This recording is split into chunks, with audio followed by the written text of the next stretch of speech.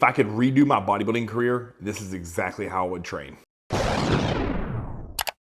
right guys, here we are for another education video, and something that I feel very strongly about, and a question I've gotten many times in the past is, hey Chris, if you could start over, how would you redo your lifting? Like, did you do it right? Did you do it poor? What were the mistakes you made? So today what I'm gonna do is, for everyone who's a beginner or honestly even a low-level intermediate, this is where I would start. So number one, I'm gonna say master the form and basics of all the exercises that I'm about to list for you guys. Because to me, if your form is trash, getting stronger with bad form is pointless. It's not gonna add lean tissue optimally. Will it add some muscle? Yes, because we've all seen those guys in the gym who have really bad form that are huge. So it will work for the genetic freaks, but for people like us who don't grow easily, who have to do things right, we need to master our form. So you may ask, okay, cool, master the form of what exercises? So I jotted down a little list here of the things that I would view as the perfect exercises to get strong at, to learn, to master. And then when we get into the upper levels of being intermediate and advanced, that's when we begin to start adding in these really cool exercises that you see me doing on the YouTube channel a lot. So let's just go through these. For chest, it's gonna be dumbbell and barbell pressing all day long. Big shocker, right? Incline, flat, slight decline. Get strong, brutally strong, master that form, get comfortable with the weight, get comfortable with the load. That's the key. Okay, so for back, it will be various forms of pull downs. As you guys know, I love a neutral shoulder width grip, but just learn to begin to activate your back on a vertical pull. So something else that might be good for a vertical pull would be a pull up.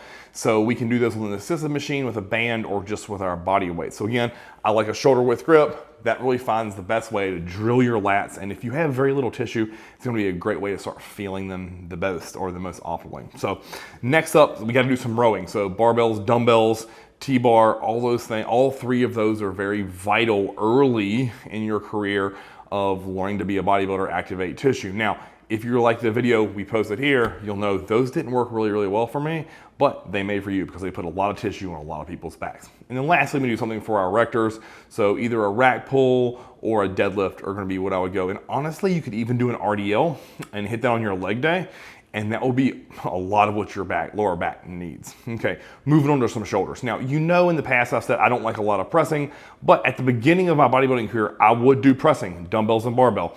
I never liked or felt barbell at all. So for me, I would have stuck solely with dumbbell pressing.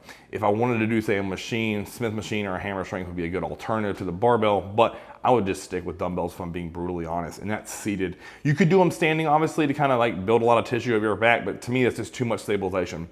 And then we're gonna need a side lateral move with a dumbbell, and then a bent over lateral move with a dumbbell. Okay, for quads, nothing fancy here, guys. Back squats, hack squats, leg press. Simple. Hamstrings, leg curls. Shocker, right? Lying and seated. And then you can do your RDL there at the end of your leg day, and that's gonna cover, again, your lower back and your hamstrings. If you really wanna focus on glutes early, I probably wouldn't, but if if you're a female out there, if you're a guy who really wants to have a big, strong, powerful ass, glute bridge, walking lunges, easy money there. For calves, standing and seated calf raise, again, nothing fancy. Learn to lock your knees and your hips in stone, get a good stretch, come up, contract.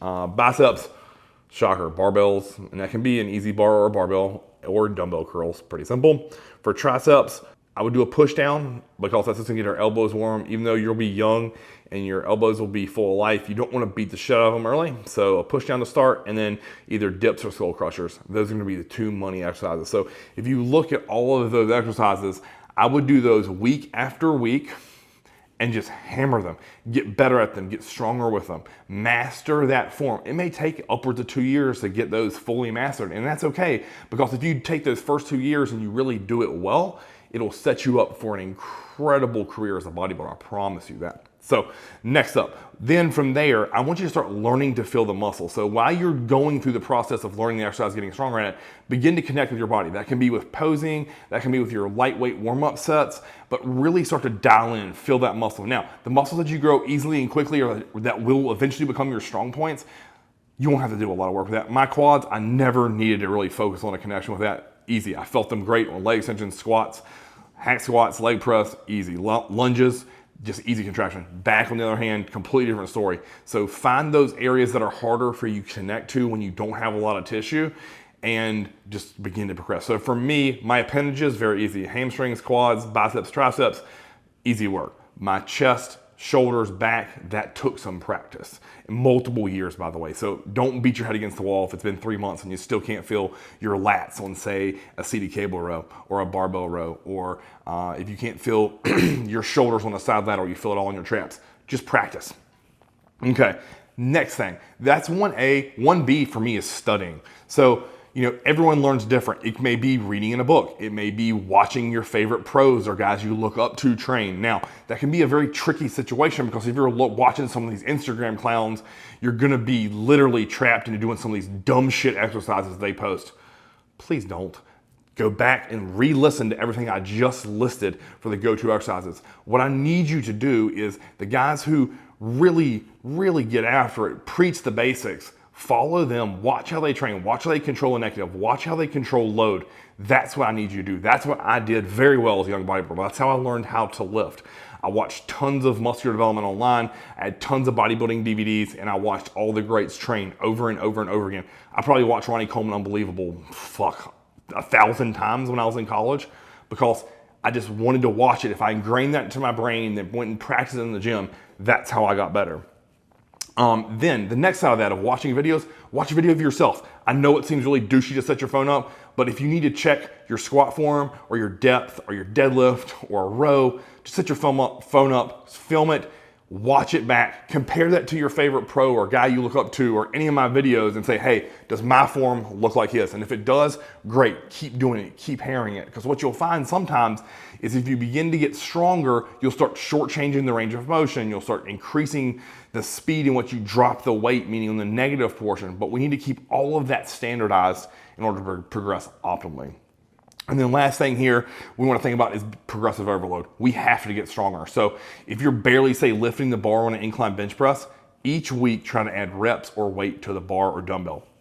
That's way early in your career, you need to focus on gaining strength. So that's going to tie into something I've posted a lot on my Instagram, and that is baseline standards of strength. Because people say, hey man, Chris, what does it take to do a mountain dog program? Well, to me, these basic standards I'm about to go through here are what you're gonna look to before we graduate to an advanced level program. So in my opinion, incline barbell bench pressing 225 for 10.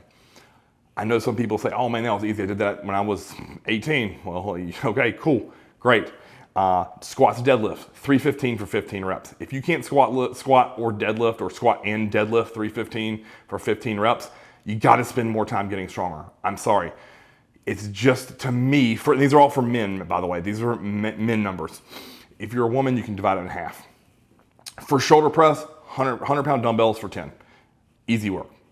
And then lastly here, a dumbbell row, 100-pound dumbbell for 10. Those are, to me, what I view as standardized strength standards that you should be able to do before you graduate from intermediate to advanced. Because that's what people ask next. How do I know when I'm ready to go to advanced level programming? Because at the beginning, I don't think you need a lot of those like fancy giant sets and supersets and intensifiers like reps, pulse, cluster sets, all that stuff. Save all that for when you need it. When you're early and you're beginning and intermediate, focus on the basics, and that is progressively getting stronger with barbells and dumbbells in your hand. And I promise you guys, do that. Hammer out two. For some of you, that may take 4 years to achieve those numbers I just listed. For some, may be able to achieve it in 6 months or a year. Everyone will fall somewhere within that spectrum. And if you do that over and over, by the time you advance to the advanced level programming, your body will have a good foundation of muscle. You'll be stronger than 99% of the people that walk into your normal gym, and you'll be able to really grow and put on lean tissue because you set the foundation for what you need to become a great bodybuilder. If you like this video, guys, like, share, and subscribe. Post your questions below if you have any. I'm happy to answer them. And until next time, Chris Evans TV.